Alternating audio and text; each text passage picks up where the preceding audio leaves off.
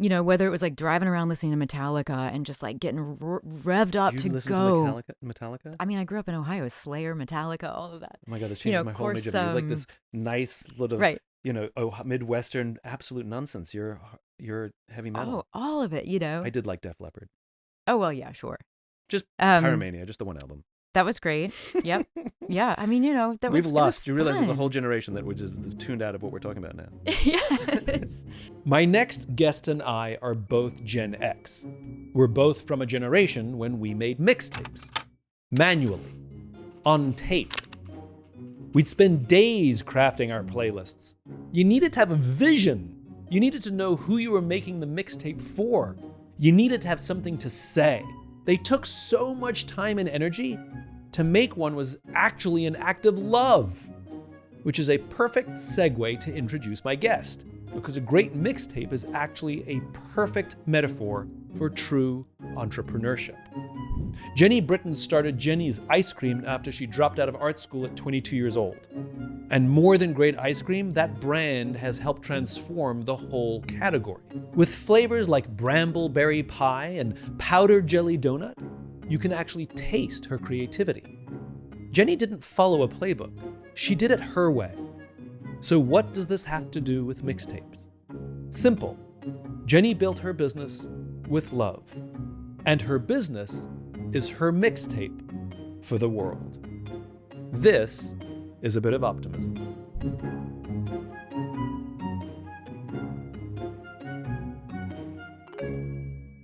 This episode is brought to you by Porsche, which, if you like German engineering, this is about as good as it gets. Jeni's is famous for its flavor. So let's start with flavor. I think cardamom is completely underappreciated as a flavor and as a spice. Thank you for saying that. I totally agree with you. 100%. 100%. And people are actually afraid of cardamom. And so I don't know why, because it's so beautiful when you just open it and smell it. I mean, I use it in my oatmeal. I use it in baked goods. It's so beautiful. Everything. Yeah. I'm an experimenter, and I just add things to things just for whatever. And so let's trade off ridiculous things that shouldn't go together, that get together, that you discovered just by being creative. Okay? Oh, yeah. Okay. You want to go first, or shall I go first? You go first. Okay. I sprinkle cinnamon on eggs. Fried eggs. Interesting. Fried Okay. eggs. I can see Scrambled it. eggs. Just eggs. I sprinkle cinnamon, salt, pepper, cinnamon on eggs. Salt and pepper Salt and and pepper. cinnamon. Salt and pepper, because that's the base. I like it. Okay. And then I add cinnamon to eggs. Yeah. It is spectacular. Doesn't make it taste I like a love it. pancake. Doesn't make it taste like anything else. It's just great. Because cinnamon can be on sweet things or on savory things. It really can. It's magical. It is, and it's in like Cincinnati chili. I'm from Ohio, so it works. Yeah, definitely.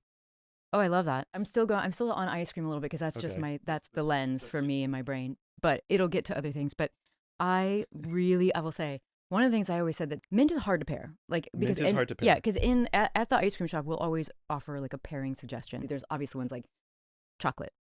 But one that I discovered that I love, it's from a cocktail, but I discovered it and then I sort of related it to this cocktail, is caramel and mint.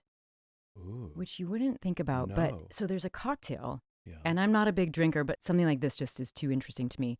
It's creme de menthe and cognac. It's called the Stinger. Don't know it. It's phenomenal. And so when I had that, I was like, that's like mint. caramel and mint. Yes. So caramel and mint is one of those ones. It was a big aha for me that like I never would have thought. It's like, I never go into the test kitchen if I, brush my teeth within 2 hours or something. You know what I mean? Of course, it'll ruin everything. Yeah. So I guess we should probably get into serious stuff. Your journey's amazing. A lot of people want to start businesses. Not many people redefine businesses. And you sort of had a huge impact in the ice cream business, as a lot of people know, bringing crazy experimental flavors to the industry. What made you want to do it as a business? Business is hard, and food business is really hard. And I think a lot of people have entrepreneurial dreams and entrepreneurial ambitions, but this is a very difficult business. It's brutal. Business is brutal. It's a brutal place to exist. And there's a lot of, I love it. And You had it's the also idea. really hard. It starts with an idea. It starts with an idea, which I had. It changed my life. It was an epiphany. This idea, I was trying to be a perfumer, and I realized that ice cream could be a great carrier of scent. So I started to use farmers market ingredients and steeping it in cream. So even like an inexpensive vanilla would be considered, it's a scent. So I had the idea. The idea was interesting. And I thought all of the ice cream around me, and I'm from Ohio, from the Midwest. I'm from Peoria, Illinois, and Columbus, Ohio. And so ice cream is something we do all the time. It's just constantly having ice cream, especially at night, before bed, if you have a date, whatever. But I felt like all the ice creams was like for kind of like a nostalgia. So grandparents and grandchildren. So I thought, well, what about for people like me who want to go on dates and like, be somewhere that has good lighting, and cute and fun and discovery flavors or whatever. So I had this idea. But the biggest thing is I did not know how hard business would be because I was isolated. Columbus is not a small city at all, but the way that I was brought up was not through business. It was through art. I had been studying art, but everybody in my family had little businesses. So I did not ever think I couldn't do it. I also grew up in the city where there were entrepreneurs in the city, and so I would follow them. And I knew I had an entrepreneurial spirit since I was very young. I was always doing little businesses as a kid. It just never occurred to me not to do it. I didn't know how hard it would be the shortest answer. And it's a good thing. It's a really good thing because... Define hard. Hard expensive, hard hours, hard... How do you solve this survival. problem? It's just survival. It is get to the next day, and especially, I think that one of the reasons actually that I was good at it was because I could survive longer than anybody else off of less, Yeah. And I'm still that way. I can still live off the land in a way that I think people think they're going to be rich right away, or they're going to go raise money. We make business all about raising money and not about customers. Did you do it with a raise or did you bootstrap? No, it was just the SBA, getting loans. Old school. And eventually I raised money, but not until at least 15 years in. Okay, so it was already it's already a thing. It's already a brand. Yeah. It's already a thing. We already have an ethos. We already know what we're doing. It's an interesting question. I wonder if your form of entrepreneurship, which is getting a bank loan and like there are systems that exist to raise money. I wonder if that is a dying breed. I think it is, and I am always out talking about start small and build entrepreneurship. That's what I call it. It's like one big bunch of words, but I still believe that in America anybody can start where they're at and build anything they can imagine. And and that's the work. I mean, that's what we should be as a country. I still believe it is possible. It is really hard, and it's not what we're showing. So if somebody wants to start a business, they see, oh, we have to know somebody, raise money, have some kind of status. But then people do it all the time without those things, and it seems like it's this miracle or something. Yeah, it's just about one foot in front of the other. Literally $1, and then another dollar and another dollar. My sort of lamentation, I guess, is there was a time where people said that if you worked for a public company, that was the worst because of all the pressures from Wall Street for companies to do the wrong thing, et cetera, that weren't in the company's employees or customers' interest, just in the shareholders' interest. But so many companies now are venture-backed or private equity-backed that the pressure from the investors, the private investors, is as aggressive, if not more aggressive, than Wall Street. So you have the same pressures in a private company to grow at all costs. And growth is the goal, not survival, right? Not great product, not something that can outlast the founders, just short-term growth. And the amount of pressure, you and I both know some of the investors, and I will bring them great ideas, not mine, but like I'll be like, I got a great, and they're like, it's not scalable. It's a great business, but it's not. Well, nobody would have thought my idea was scalable. But they don't want to invest in anything that doesn't have immediate scale, and so. It makes me wonder, are there an entire class of entrepreneurs that probably won't bother because somebody's talked them out of it because, quote unquote, it's not scalable, or they can't get venture and so they think it's not viable, or they don't know that there is such thing as a small business loan or credit card debt or friends and family or bootstrapping, all of these old-fashioned ways of getting cash infusions to build a business. I'm wondering if that form of entrepreneurship is just going away. I think it is, but I think it always is ready for a resurgence because it'll be a rebellion. And that is actually what entrepreneurship is a rebellion, right? That is literally what it is. Say more. If you take money from someone, you work for them. Right. You're not an entrepreneur in my mind. Like, an entrepreneur is taking risks. They are rebelling against a system. They're planting a flag and saying, I'm going to take a stand for something that doesn't exist. And I'm going to do it. And eventually, once you start to get good at it, you have to earn your team. People start to want to help you. People start to come to your team. That's kind of the way I think of it. So I don't want to work for somebody else. Like, that would be really challenging for me. It would have been when I was in high school. It was when I was in high school. I've always been told I'm a nice person, but you know what I mean? I've never, It says on all your school reports, literally, Jeni doesn't do as she's told. She's patient, she's kind, but she can't follow the rules. Right. Which is like curiosity is just that, Yeah. So I think that's where it will come from. It's like in all these people who have these great little coffee shops and, they inspire the kids in their neighborhood, but it They're won't viable come businesses. from, yeah, absolutely. And Not every make, business has to be scalable. Well, absolutely. I mean, there's this coffee shop upstate that I'm absolutely in love with, and they are open from like, whatever it is, 8 to 2 every day, and that's it. And they are only open like, I don't know, they're not open 3 days a week. They like, it's a fantastic life. I mean, it's hard. It's hard to go to one location every single day. I did that for 10 years at Jeni's. It is hard. For me, I have to have a bigger vision. I like to be challenged in that way. But also, I started in a farmer's market, and around me there was the flower lady, the poultry people, the butcher, and all of those people had been there for years, decades, and they're still there now, 30 years since. But that's part of the rebellion spirit, that's what they do. You're too confined in the farmer's market. It's like, I got to break out of my little town. Yeah. I've got to make it to Broadway, whatever the ambition is. And I had this vision. I mean, literally, I saw Ben and Jerry's and I was like, okay, I can do that too. I start putting salt in our ice creams and in our caramel kind of early on. It was actually a mistake. And all of a sudden, the Vogue magazine people are there. And, Jeffrey Steingarten used to write the food there, like came to visit because he was very interested in that idea. And the people from Haagen-Dazs are sending their people, and they're in their shirts that say Haagen-Dazs. And I'm thinking, like, well, if there was ever a validation, right, that it's we that can Haagen-Dazs is be stealing bigger. your flavors. Yeah, or and just salted that caramel we is can now grow. a thing. It's huge. And salty, because mine was actually a mistake. Salted caramel is the way everybody makes caramel in America. Right. It's just always got a little salt in it. But me not being able to travel, I was working at a French bakery. I didn't know anything about the world. I would spend all the time in the library just reading about various places. And like a French chef from Brittany was like, to me, very heavy accent, the caramel is salty. And I thought he meant like Swedish licorice. Right. Like it was salted licorice. And so I started making caramel like that I thought was authentic. With lots of with salt. With a little extra salt Yeah. than what we were used to Yeah. in America, which is like just basically what would be a salted butter Right. in France. So yeah. So it's basically now his poor grammar. Yeah, exactly. You invented an entirely new thing. Yeah. Yes. Yeah. So when you go to France and get salted caramel, it's just beautiful. It's like this perfectly salted caramel. Yeah. But the salt doesn't. The salt enhances, you don't taste the salt. Yeah. But in mine, you taste a little more. So I want to go back to this entrepreneurship idea. I love this idea of entrepreneurship as rebellion. And I think entrepreneurship has become a vehicle for wealth. Like we've forgotten the source of it, which is invention. Well, and also a vehicle for somebody else's wealth. And a vehicle for somebody else's wealth, which is the worst kind, right? Right, yeah. So there's a book, an old book by Michael Gerber called The E-Myth, The Entrepreneurial Myth. Yeah. And he wrote years ago, and it was really to challenge this idea that like, I was like, I want to be an entrepreneur. And he's like, he kept meeting people who were working double the time and making half the salary than if they had a job. And he's like, why are you doing this? Like, my freedom is like, you don't have weekends, you don't have nights.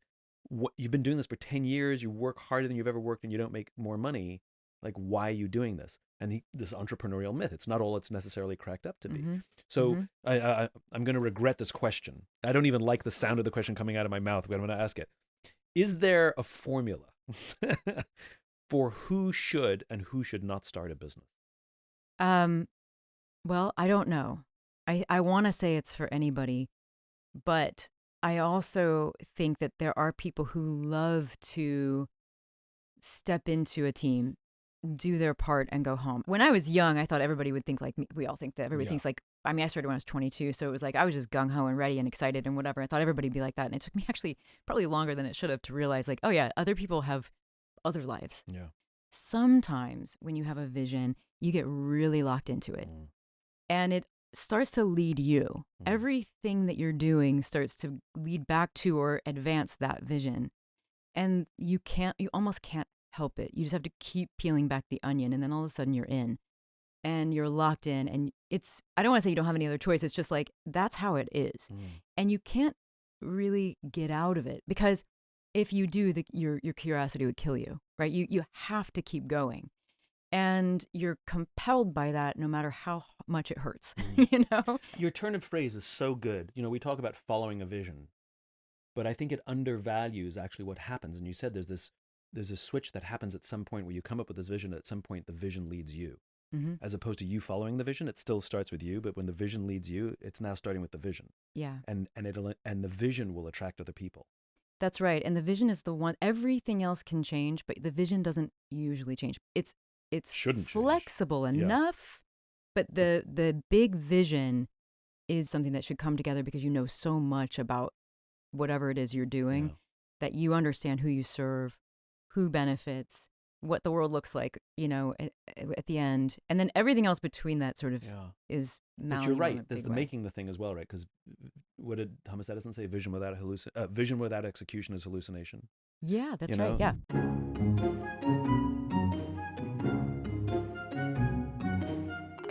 We interrupt this podcast with an ad with authenticity. This episode is brought to you by Porsche. It's more than just a fancy car brand. It's a company dedicated to connection. Their engineers feeling connected to the brand, their drivers feeling connected to the road, and Porsche fans feeling connected to each other. So it's no surprise that when they invited me to the Porsche Experience Center with race car driver Patrick Long, we did more than drive. We connected. Porsche as a brand is a conduit to relationships with people. It's a commonality. I've met people all over the world, and the icebreaker is our love for the brand. But actually what's more rewarding is the human connection, hearing someone's story, meeting you today, hearing and learning from somebody and understanding their story and taking something with you. It's about relationship. It's about being vulnerable and getting outside of your normal routine. It's funny because as you're telling me the story, I'm sort of thinking about how my car connects me with other people and what people can learn about me. And it's really funny, like when I'm with a friend in the car, I will literally say, listen to this, and I turn on the sound, and I say, I paid extra for this sound. It's like the customization, that matters to me. But it says a lot about the joy that I want in the world. It's sort of a metaphor. The car becomes a way for me to tell somebody about myself. And you say, find those connections. And I never thought about the car giving me that connection with my friends who just happen to be passengers when we're going somewhere. And I see and feel your energy and how it makes you so passionate and it lights you up. And being the receiver of that, when you're in this small confined space and you're going somewhere, like strip it back and think about the windshield as your picture frame in life. And it takes me back to being a child and being in the back seat with no screens or devices and what you see in the world and how these cars bring that connection. Those are the memories I carry with me forever. And I think it's about those impactful moments, and that's what I love about these cars. They're emotional.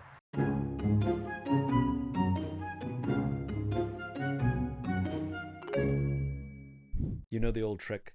Do you know the old trick about sell this pen to somebody? Do you know this? No. It's a sales trick. It's a where you say to somebody, sell me this pen, right? And almost every time people go, so I've got this new pen here. It's got, unsmudgeable ink, and it's got and it's really comfortable to use. The features. And it's amazing how few people say, do you write? Oh, right. Exactly. Nobody Yeah. Nobody asks any questions. They start talking about the pen. And the good salespeople say, so when do you write? Yeah. I keep a journal. What do you write in that journal? How often do you keep your journal? And then the pen becomes but it's amazing how many people start, to your point, which is go sell something, especially something you've come up with.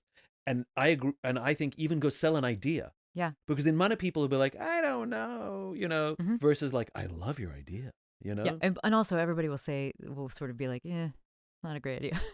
You'll get a lot of that. I had a At some friend point, you have whose to have your rule own. was, if one other person likes your idea, you might have a thing. I agree with that. I Yeah. 100% agree with that. If you can get one person.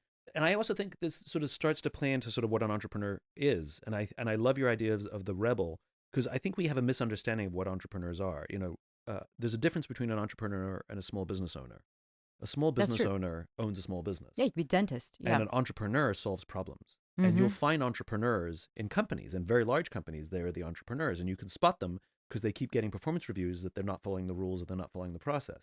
I mean, I think that's really true. I started out in a big company, and all my performance reviews were, Simon, you have to do things the way that we do them. And I would always say, but your way sucks and it doesn't work. Oh And my they go, gosh, yeah, but no, it's Simon, true. that's just. I remember my boss asked me to do something, and I got it done. And then, sort of a few days later, and he comes and knocks on my door, and he goes, I need to have a conversation with you about the thing you did. That's not how we do things here. And I said, did anybody complain to you? He said, no. I said, did I break any rules, any laws? No. I said, are you happy with the results? He says, very. I said, so why are we having this conversation? He goes, because that's not how we do things here. There's a process. And I'm like, nobody complained. I broke no laws, and you're happy with the results. I still don't understand why we're having this conversation. And my point is I worked in a big company, but the rules, if I had a better way, then do it. That seemed to make sense to me. And so the entrepreneurial venture, this is why I like your definition of entrepreneur as rebel, because you can have rebellion inside companies, and there's entrepreneurial things that happen inside companies. And it's about seeing things or vision or problem solving, all those magical things where the rules say you can't, you shouldn't, that's difficult, that's impossible. And I'm going to use your language because I love it, where the vision leads you and you, for some reason, get to the point where you can't not. And it doesn't matter if you get in trouble. And you can walk through, even if it doesn't matter if you get in trouble. It just doesn't matter. In fact, those are badges of honor. Yeah, exactly. How did you get in trouble when you started Jeni's? So you're this little ice cream shop. I mean, all the time. It was, everything from, I wanted to use grass pastured dairy, better dairy, smaller farms. Just everywhere I went, it was, that's not how it's done. That's not how you do it. You can't do it like that. Not using a sort of generic off the shelf ice cream base that a lot of dairies sell with like lots of ingredients in there that I didn't want to use. There were a lot of things we couldn't do in the beginning because we weren't big enough. We didn't have what we needed to, but not letting it stop me, right? So it wasn't perfect when we started. Give me an example. Well, just this ice cream, like not being able to go with small farms, not being able to make it with specifically my recipe. But okay, well then we'll do this with this and it will be like this for now, but then with this idea that, so you're always inching toward the bigger vision, which is to get better dairy. And I think it's going to be 6 months from now. And of course, maybe it was 3 years, but there were a whole bunch of those things. But what happens was it was about getting better every day. So then that locks in this sort of, this is how I do things. That's how we do things at Jeni's, is we incrementally just get better. So we can't have everything right now. First of all, we can't afford it anyway, but we'll just continually start to get better as we can. And so then it's about, honestly, like just constantly finding that good trouble of like, okay, how can we tweak this? How can we make this better? But it's everywhere. It's customer service and all of the all of the details of that. It's our product and quality. And as we grow, we can actually get now vanilla beans direct trade from a specific one farm and support them, to leadership. I mean, just how do you survive even like learning how to be a leader over time, because founders are weird people, and like over the time in their companies, you're shaken up all the time over the trajectory. And I was, I built Jeni's for 26 years. That was all I did every single day. Takes a long time to become an overnight success. Yeah, exactly. Exactly.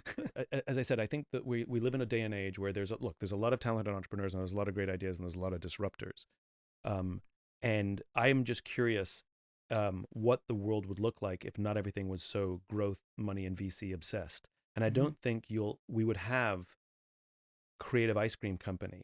Well, I take it back. You could, but it would take the same amount of time. It would take the time. It would take the time, and you'd have to prove the case, because I don't think the VC would be rushing in if you're like, I have an idea of making, extra salty caramel. I mean, Jeni's wouldn't pass a business school if it was your business plan in a business school. And a VC wouldn't look at you. It doesn't fill any space or anything that they usually look at, and they would look at the scale, and they'd look at your social media following and all these things, and you wouldn't pass muster. So it's too complicated. It's too complicated, and so it's an interesting question. Like, could that company ever exist today? And what's the social value of this old school entrepreneurial bootstrap? Because there's a word in your vision. What's the vision that you have? How do you define your vision? Well, our mission is make better ice creams, bring people together. I mean, two very simple things. Right. But they can be unpacked forever and ever. Right. Yeah. And the vision? And the vision is... What's the vision that led you? Well, the vision that led me, it's always about being the sort of place for creative people to have conversations and spark conversations. I mean, we know that you're there to get to know somebody else better. Yeah. And so how can we be the place that people go to get to know somebody else better, and like creating that space in America? This is the most interesting. I find this more interesting than the ice cream. Yeah, because it's not about ice cream. Because it's not about ice cream. But even in the mission statement, like you happen to make ice cream. It could have been anything, right? I love that in the mission statement, it's, we make great ice cream to bring people together. Like, it's a human mission. The ice cream is a conduit. And I'm curious, like, where did that come from? that in your vision, it was about togetherness and human connection. Your mission, ice cream is this conduit to bring people together. Where is that from? Did you have a lot of it, or did you not have a lot of it growing up? I don't know, a little bit of both. So I moved every year growing up. Why? So I didn't have, my parents just moved a lot. They were like across town. It wasn't like, just because? they were kind of nomadic in that way. Okay.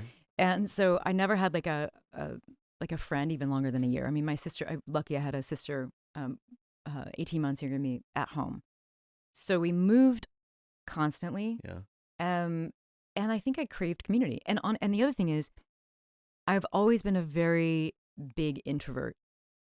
When I was a kid, they always called it shy. I don't know if I ever felt shy. I just was an introvert. I liked I like people a lot, but I also I'm an introvert.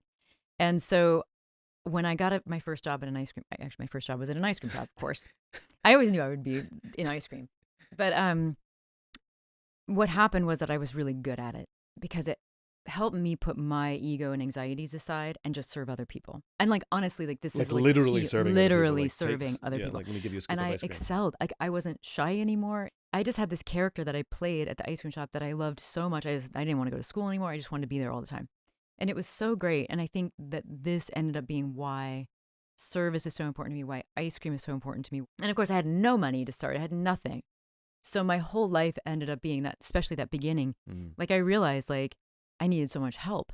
And so I would start just helping other people and then they would come help me. So it was always about almost like an act of co-creation, just serving and helping and getting other people's participation and trying to like get other people to like enjoy it and have fun doing it too. So the idea of servant leadership was very literal, which is literal. I'm literally serving you ice cream. And because I don't have to, all my insecurities fall away because we're really talking about ice cream. I mean, it's the happiest substance on earth. Yeah. Like that's true. Nobody can be angry eating ice cream. No. You can't be depressed or angry. I guess I've never seen it. But you can't be angry. You can't be angry. You can be depressed. You can be depressed. You go through pints of ice cream if you're depressed. But you can't be angry eating ice cream. It just doesn't exist. No. And so I love this idea that like your inhibitions fall aside because you're learning this thing called servant leadership. I'm literally giving someone something that they want that will make them feel happy, and I get to be that person who gives them that thing.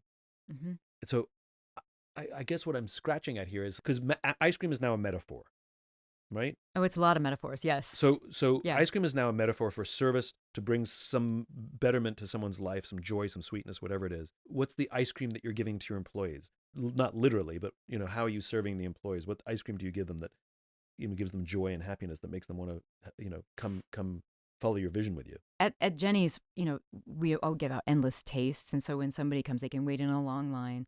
But when you're in front of me, we're together until you're done. I mean, you can stay with me for 2 hours if you need to. Like, we don't rush people through the line once they get up to the front. And there's something in that, like, what I loved about working with, like, high school kids starting, because that was the beginning of the company. For a very long time, they were very young people. Who don't really get service. Well, they get taught terrible service, and they often come in with what they believe because that's how they've been treated. For example?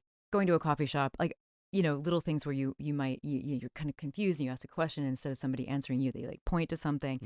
Just little things. Somebody, They think they're giving you the answer by pointing. Yeah, or they're actually literally annoyed by you because they feel that they are like in servitude or something, that they don't really want to be there. So at Jeni's in the early days, it was about like, this is a profession. This is like, there's dignity here. Like, if you make somebody's day, if we do this, service is a gift you give to the world. It's not something we even pay you for.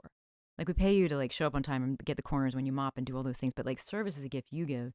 It comes back to you later, and us as a team too. But you keep giving that and keep generating that in the world. Think about what you're creating for you. And we talk about that a lot. And so we would get high school kids who were I have goosebumps just even talking about it, because they were just so incredible. They're just regular kids that went to the art high school, and some of them were at the theater down the street, and then they came over and got jobs. But they really set the tone for who we would become because they stepped into this big role. And to this day, our team behind the counter is just so incredible. That team is like 1,200 people now. And they're the most important thing in the company for us, because we learned, it's like me being on the front line. I was on the front line for 10 years. That's how I learned everything. And it's not just like the specifics. Americans like caramel better than any other flavor. it's like the nuances. I think of like atomic patterning. It's like how somebody's eye might move when they like something or whatever. You start to learn these like, and you adjust your emotion every time somebody new comes around. You teach people this? They learn it. We talk about it. You can't really teach it. You have to experience it, you know? If you've worked at an ice cream shop for 2 summers, and probably a coffee shop too, any fast service kind of place, you know, you're like looking at the third person down the line because you know you have 3 people down here and you're going to probably get that person. And you're wondering already while you're serving this person, what that person's emotional state is. And that is actually how people do these fast service. You know you're going to get that person. And you're starting to think about what it takes and what that energy you're going to put forward is when you get to that person. But right now you're here and this person wants joyful and and it's like interesting. This like, it's so new. It's so atomic almost. And so we talk about like, whatever you go on and do in your life, remember this and be able to articulate this forward because it's important because it's an art. I think a lot of people would complain about young people today. Yeah. A little bit of obliviousness. I don't know if it's the modern generation or young people. And when it comes to customer service, it's not there or less, you know, this idea of serving and service. Is it a Midwestern thing or have you noticed a variation across the country? Like, is it a myth that young people today are sort of, you know, struggling to serve? Is it just sort of old people complaining about young people? Or have you noticed a trend that your store is actually helping give these young people a skill that their friends don't have? I think a little bit of both, but I mean, we're Gen Xers, right? I mean, I actually looked up your birthday. I didn't look up your birthday, but I was doing some research and I found it. Generation. I'm September 29th, 1973, and I think you're October 9th. 9th, so happy birthday. 1973. So Gen X. I remember we were like slackers and all that. And then the millennials came along and then that was the whole thing. I worked with a lot of them in the early days and everybody was complaining about them. We weren't slackers. I know, well, we weren't. No, we were not slackers. We were absolutely not slackers. No, I mean, definitely not. We just got to work and got stuff done and didn't complain or whine. It's why this, I get a kick out of this, which is there are books written about the greatest generation who served in World War II. There are books written about the boomers who broke everything and ruined everything. There are books written about millennials, Gen Z, and now Gen Alpha. There are no books written about Gen X. It's so small. It's a small group. We just got to work and got stuff done, and like, there you go. Here we are. Or, you know, we also just didn't feel important. I think our generation had success younger than our parents. So, like, you know, our parents' generation, you know, they made vice president in their late 40s, you know, and our generation was making vice president in our late 30s. We grew up in very good times. In the 80s were really very good. Awesome, right? They were. They were awesome. It was a kind of gentler Cold War. Like, we weren't practicing hiding under our desks for nuclear war. You know, it's not the 60s. And we just kind of like graduated school and got to work and got jobs and worked hard and just like. Okay, this is interesting to me too because the music we were all listening to, we were all united by that. And I was listening to some Bruce Springsteen, some Tom Petty the other day. I was coming back from Montreal. And I think about this every once in a while. Like, the music that we grew up with was meant to get you off your chair. Like, meant to get you to do something. And it made you feel that you were bigger than you are. Too shy to shy, hush, hush, do I? Yes. I mean, it just... Karma, chameleon. Oh my gosh. I mean, Culture Club, I absolutely But like, we had music where the lyrics literally made no sense. But like, it wasn't even words. They made you feel like you could walk into a room. I mean, I was always like trying to get up my courage to give a speech or something like that. Right. But, you know, you get the music and you go in and do it. And I'm not sure about this, but I feel like some of the music, when my daughter is 18, it feels very like inward. I just feel like I was lucky to, I mean, you know, whether it was like driving around listening to Metallica and just like getting revved up to go. Metallica? I mean, I grew up in Ohio, Slayer, Metallica, all of that. Oh my God, this changes my whole image of you. Like this nice little, you know, Midwestern absolute nonsense. You're heavy metal. Oh, all of it, you know. I did like Def Leppard. Oh, well, yeah, sure.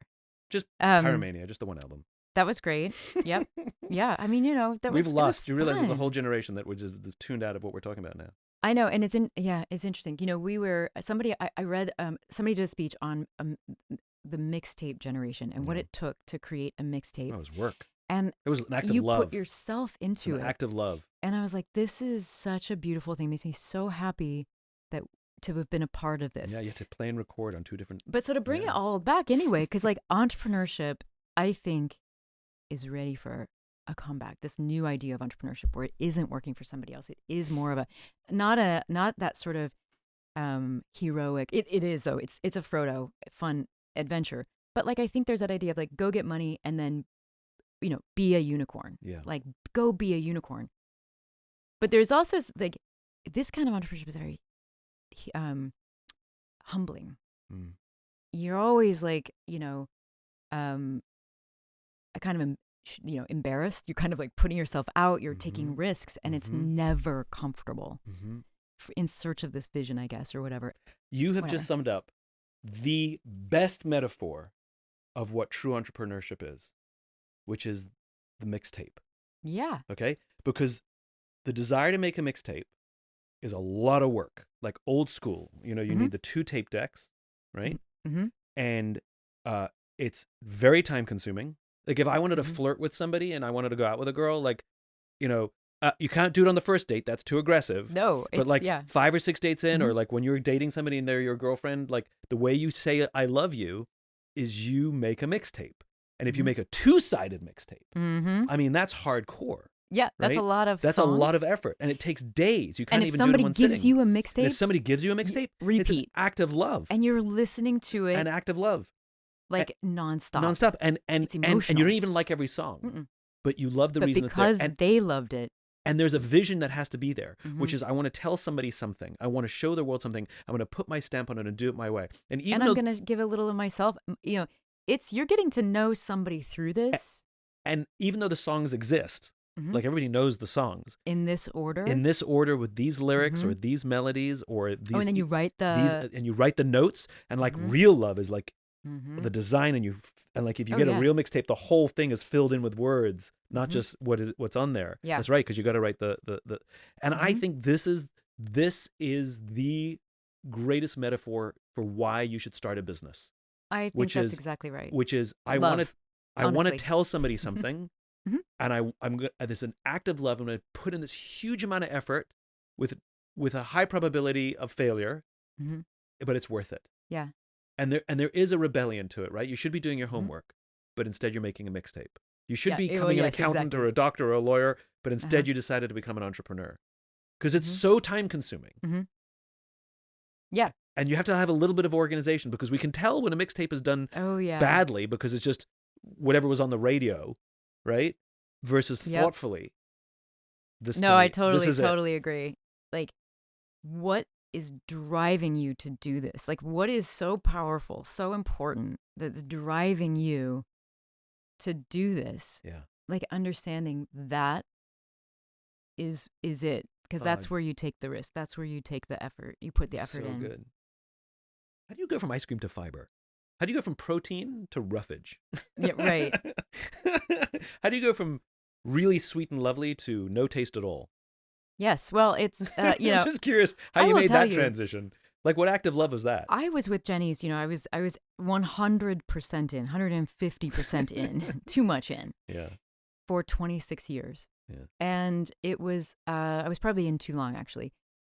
COVID was about to happen. It was pretty clear that the team was doing great without me. And I was probably hanging on a little too much. There's still too many things that needed my attention or whatever. I thought, it was just time. They were doing great. And, but I hadn't put a ton of thought into it. And then suddenly I didn't know who I was. I didn't have anything else. Everybody that I knew was in there. Everything that my entire world. Your identity was tied into your business. Everything. Yeah. It was the world that I created so that I didn't have to be in this one, honestly. Yeah. And now I was in this one and I had to figure that out. And so I was really trying to figure out who I am outside of that. It was great, but it was really hard also. And so I went to the forest and I just I walked to the literal forest. Literal forest. I walked not the metaphorical forest. 10 miles a day or more sometimes, and just hours out there every day. And I started to feel really good, and I started to eat a lot of I actually started to eat a lot of blueberries and nuts and things like, I don't know, forest. It was like I was just becoming part of the forest, and I was just like eating things. I don't know. It was just sort of a thing for me. It was COVID then happened, and I was just like able to be out there every day. And for some reason, I was craving it, but it ended up being fiber that I was eating. I started to read a lot of books about fiber, and realized that like when you get diverse fibers, you actually change how you feel, and that 60% of Americans have one or more chronic illness, and it's related to fiber, and 95% of us are deficient. And it was like, it was like reading all these books and peeling back that onion. And then I was helping another entrepreneur just for fun. And he and I were working with other founders, and we were touring this massive produce place produce processing company in Vineland, New Jersey, and saw the watermelon rind and the apple cores and realized that they're full of fiber. And he and I had already been talking about this. And so it was like this epiphany moment. And again, it gets back to like, we didn't even mean to start a company. We were helping other entrepreneurs. We were doing other things. And it was like, there's all of this waste going on. Well, what if we could take it? And what if we could figure out how to make it into a flour or a paste or whatever that we can use to make products that people will actually eat? And so we put together a little group of registered dietitians and functional medicine practitioners and people who could help us, Ohio State University. And we just started. And it was like, it was that sort of like the light is just the path just starts to Where's get lit the up. togetherness? What's that? Where's the togetherness? Because core to everything you're doing, and the thing that I love, to me the fun flavors of Jeni's. So if you go to a restaurant that's fine, and somebody says, "How's it doing?" They're like, "That's fine. That's fine. It's good. It's fine," and that's it. And what defines a great restaurant is not that is two things. Yes, I see. Not only do you talk about it after the meal, you talk about it the next day. And Jeni's, because your flavors are so fun and creative, it's not like, how's the ice cream? Yeah, it's good. It's chocolate ice cream. It's good, right? That people are talking about it when they're done. They're talking about it the next day. Yeah. It's like a great restaurant. It wants to create a conversation. And to your point that ice cream is simply the mechanism for people to smile and have a conversation, even if they hate it. Oh my God, I hate that one, right? But at least you have an opinion about it, right? How does the bar fulfill your goal in the world of creating togetherness and conversations? Well, it's interesting because it's to me, I always say it's about making people feel better. Because at Jeni's we say make people feel loved. That's just what we say on repeat at Jeni's, inside, outside.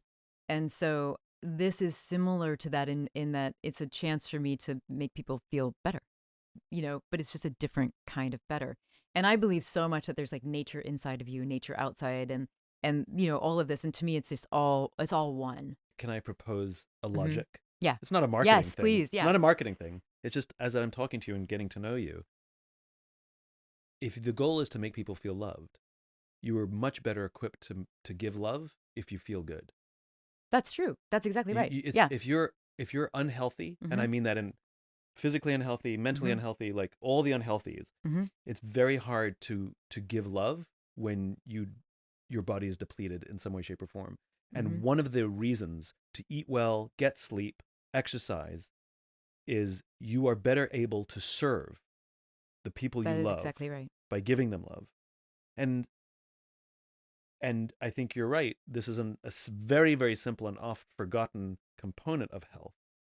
But if people feel good, they're better equipped to love others. And I think that's something that we definitely felt at Flora. Like, I read books, like even something like hope and optimism can come from whether you have this microbe in your gut that's being fed the proper fiber and is releasing chemicals. No kidding.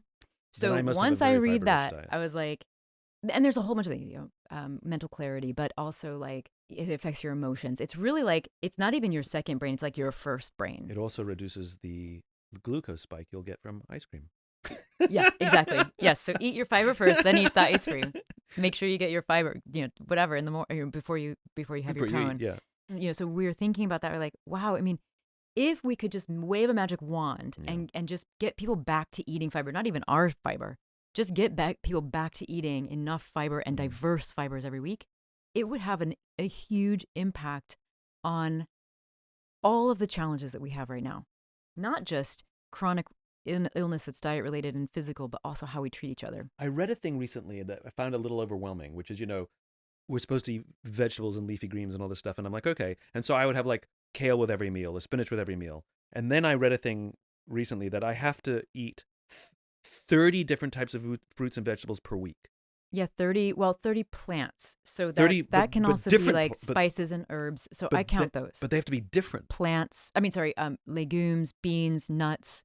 It's actually not. But it's not 30 portions of kale. No, It's 30 different. different. You have to have diversity. That's the thing Yes, that really because freaked me out. 30 is a Yeah. lot. it is, and that's why flora exists. If you're out foraging and getting plants, the interesting thing about nature and Yeah. our ecosystems is that every year it's going to come up with different ones. So you could get all sorts of different variety in your diet just yeah. by like which is it's probably all right which there. is probably why this is a thing, because Yeah. we are born of nature and we Mhm. ate from nature and we evolved from nature, and it Yeah. makes sense that our bodies adapted for the worlds that we grew up in, which is not the world we have now.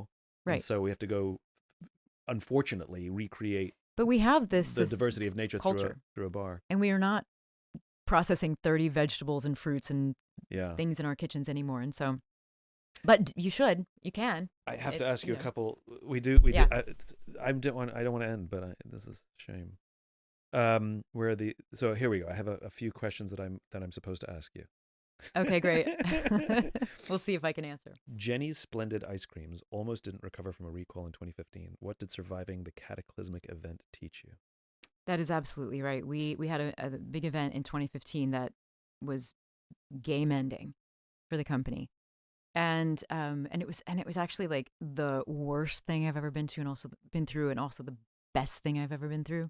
I would never go back to the day before. I mean, it was really the end, and it was also like reputational, and it was like it took me years You to had a get through it. contaminated pint of ice cream, right? 1 pint of ice cream with listeria in it, and that's something that you work really hard to prevent. Just 1 pint. It happened. Yeah, it was 1 pint, but it was in the kitchen, so we found it, and it was just like, that's just if you're not going to battle with listeria every single day, every moment of every day, it's there because it's part of Earth, and it's especially farms and soil and things like that. But it was interesting because it really made us as a company. Like, it made us. I mean, we had all these values before. We were like united by our values. We thought we were like talent, hustle, and guts. And I don't know, we had all these things we said about ourselves. We were just so cool, and we were like, whatever. And then we get into this, and we get through this big storm together. And it took everything and everyone. And what happened was we shed everything immediately that was not important, which was actually like 90% of what we were doing. For example, So we got it down to, what are we here to do? Like, what do we do that nobody else does? And that was really the question that we were asking. And so, do we actually have to make all of these pralines, or is somebody else better at it than we are? Like, are we being led by this idea of artisanal, but it's actually not serving us, but it's making us more complex and more difficult to run, and potentially even a safety issue? So we started to think like, okay, I'm thinking like this is what artisanal ice cream is, but actually it's not. I know these people out in Ohio who make candy, and they're actually going to be a lot better at making that and probably our brambleberry jam than we are. Like, we were doing everything in our kitchen to the point of like cutting the strawberries. And that was just ridiculous. It was actually ridiculous, but I never would have thought differently about it had we not been through that. And then it was like, wow, there's like this 5th generation dairy, and they can do this for us. And so we kind of restructured everything, and it made us just tighter and better as a instead company. of making your own pralines, you could buy the pralines from somebody who's making Well, pralines we could better give than them you. my recipe. Or you can give them your and they recipe could- and they'll make them for you even better. And they might even say like, well, hey, we've been making pralines in our family for 150 years, and we would do it this way. And I'd be like, that's great. Yeah. That's actually better Yeah. than us trying to make them. And so there was a lot of that. But I think the big thing was just like, I was stuck in this perspective that I couldn't see the other side of, and I never even would have Yeah. if it hadn't been for that. But also, I say the team is still there. Most of the people who went through that in 2015, they're all still there. The problem with scale is scale breaks things.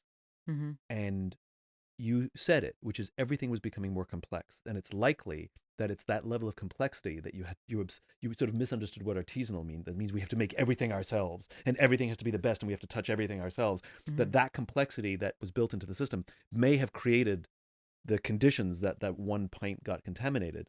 And if it was always simple, it may never have happened. Mm-hmm. You know this when it comes to food. Like, great food is not how complex you make it. It's really It's the high quality opposite. ingredients. Yeah.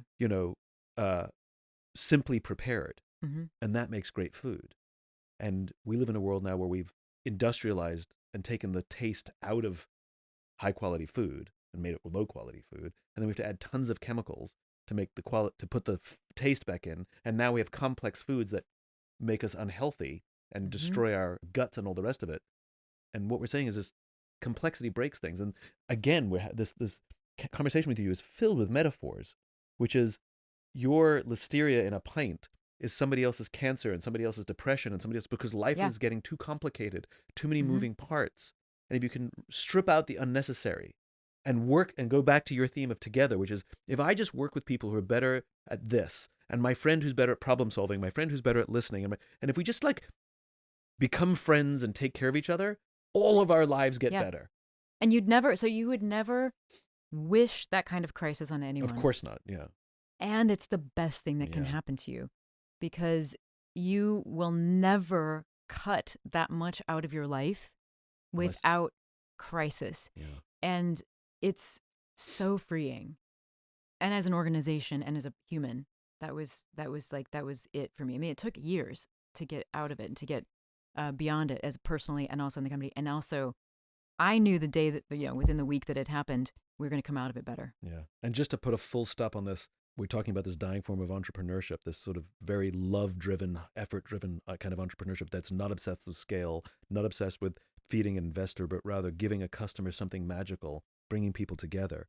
It's also the way you're describing this simplifying of a business is really the core of what capitalism is, which is sort of Adam Smith capitalism said, the baker is driven to make the best bread, and the cheesemaker is driven to make the best cheese, and the farmer's driven to make the best ham. And so what you get is the best sandwich. And so you don't have to make the best strawberries, the best pralines, the best this, the best that's cream. right. You don't have, if you have somebody's obsession is the best praline and somebody else's obsession is the best milk, and you combine those, what somebody gets is the best ice cream. That's exactly right. Yeah. That is exactly is what Adam Smith envisioned, that what capitalism's supposed to be. And the customer is always the winner at the end of that equation. And we care very much about what we're creating. I mean, this is just like, to sort of double bow it too. And that idea of, like, for me, even in the beginning, I always thought, how do we create a heritage brand now? Yeah. Like, how does the brand live, the company really live on long after me and thrive and continue to get better and serve people all the time? And that's the same at Flora too. So it's just always trying to, I don't know, play the infant game, I guess. Amen. There you go. Jeni, you're the best. Well, likewise. best. Thank you so much. And this is so great. for anybody who hasn't tried Jeni's ice cream, I mean, you're missing out. Get your spoon. Get your spoon and do it with someone. Go That's right. try 2 different flavors, even if you get them at the supermarket. Go get 2 different flavors and eat your heart out. and eat your heart out and do a taste test, because that's the fun. That is fun. I know when I've bought your ice cream from the supermarket, and I really hate you for this.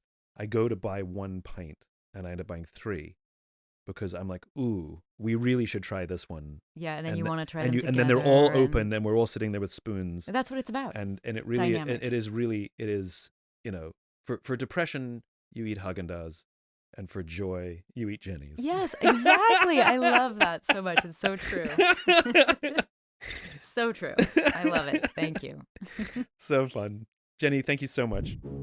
A Bit of Optimism is a production of the Optimism Company, lovingly produced by our team Lindsay Garbenius, Phoebe Bradford, and Devin Johnson. Subscribe wherever you enjoy listening to podcasts, and if you want even more cool stuff, visit simonsinek.com. Thanks for listening. Take care of yourself. Take care of each other.